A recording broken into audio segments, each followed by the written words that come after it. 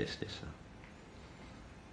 Et Cocteau a mis du temps à se libérer de ça. Mais regardez comme le destin est curieux, parce que Paul V, qui devait faire La Belle et la Bête, hésitait parce que se disait que les décors allaient être très chers. Et j'étais allé voir un film. Et avant, il y avait les actualités. Et ces actualités montraient l'enterrement de Philippe Henriot, qui avait dit de moi que j'étais pire pour la France que les bombes anglaises. Et c'était dans Notre-Dame de Paris. Or, comme il n'avait pas le droit de mettre des projecteurs, c'était très peu éclairé, tout avait été noir, sauf quelques éléments, des colonnes, éclairées par des bougies. Et on se rendait très bien compte qu'on était dans Notre-Dame de Paris.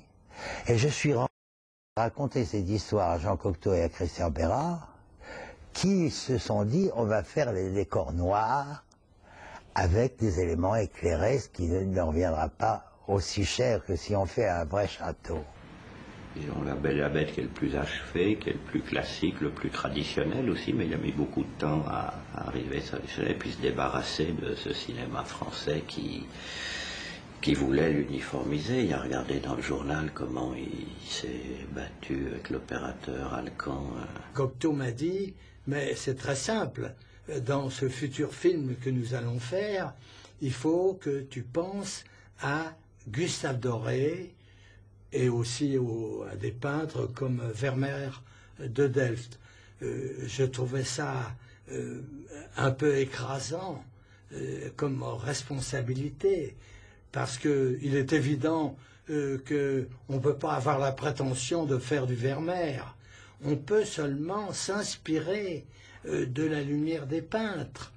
Et Cocteau était très très attaché, surtout à Gustave Doré. Alors il me montrait des exemples de gravures de Gustave Doré qui illustraient les contes de Perrault, en me disant « Alcan, quand on tournera la forêt, c'est ça ce qu'il faut faire comme lumière. » Et évidemment, quand quelques mois plus tard, on a attaqué le film et qu'on a tourné en studio et avec beaucoup de difficultés en extérieur, j'ai essayé de retrouver la lumière directionnelle telle qu'elle existe dans les gravures de Gustave Doré et aussi la lumière tout à fait exceptionnelle des effets de nuit en extérieur. Et je dois dire que Cocteau, en général, était heureux de ce que je faisais comme photographie. Mais à certains moments, il m'a critiqué vivement parce que j'étais encore sous l'influence de la photo qui s'appelait la photo diffuse. À cette époque, évidemment, beaucoup d'opérateurs pensaient que la poésie ne pouvait émaner d'une image que par un système de diffusion. Et Cocteau était vivement contre.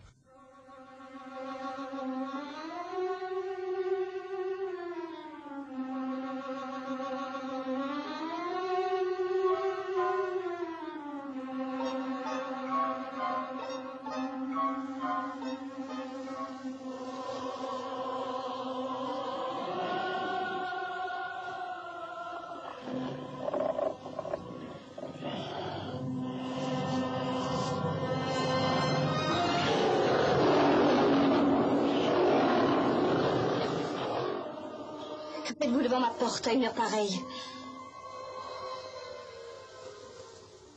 Dieu! Vous avez du sang partout. Pardon. De quoi me demandez-vous pardon? D'être une bête. Pardon. Après le sang de la poète, quand il a recommencé, il y avait un point commun avec nous qu'on a retrouvé après chez Melville aussi. Le cinéma français était un milieu très, très fermé.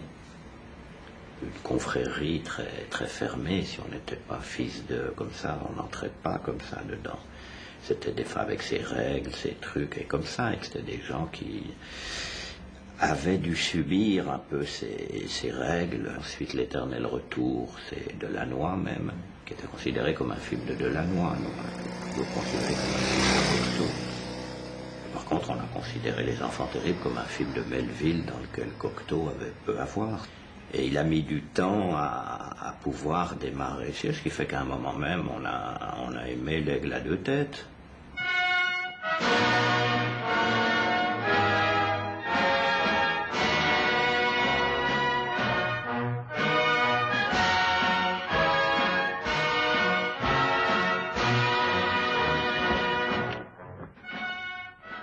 Se passe quelque chose d'anormal, venez.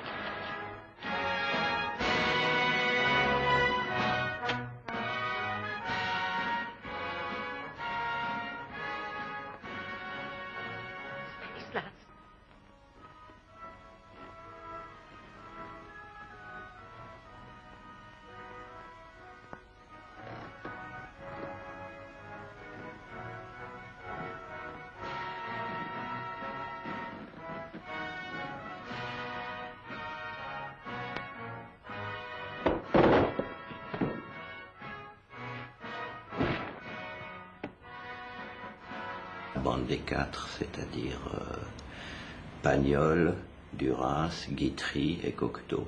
Ce qu'on appelait les littéraires qui ont fait un cinéma mieux que à des moments plus entreprenants, plus risqués que les cinéastes. C'était aussi la suite de Canudo, de Luc, de ces intellectuels écrivains comme ça qui tout de suite ont aimé le cinéma, pas comme Sandrin ou d'autres, mais qui en ont fait du reste et qui n'y ont pas échappé et qui ont été tentés.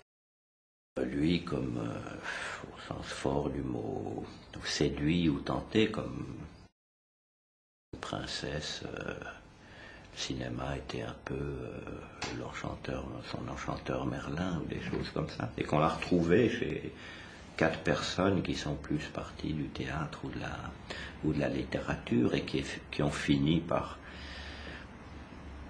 qui étaient disons leurs femmes si on peut dire, ou leurs hommes si elles étaient des femmes, et puis qui ont trouvé une amoureuse ou un amoureux à côté et qui ont après qui savaient plus très bien entre les deux. Et c'était nous ce qu'on aimait, ça.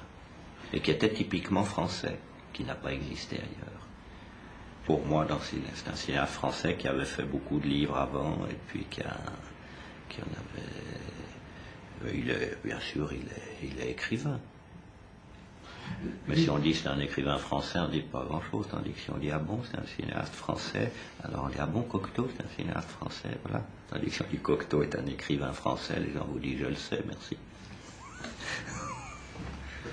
C'est pour ça que j'ai tellement aimé le cinématographe, si c'est du théâtre, ça ne m'intéresse pas. Cependant, je l'ai fait dans Les Parents Terribles, mais grâce à des promenades d'une chambre à l'autre, des passages d'une chambre à l'autre, j'ai gardé cette vie en thermos, cette vie en vase clos, et j'ai fait beaucoup de gros plans. Je sais que ce film passe pour être un modèle à la télévision, par exemple.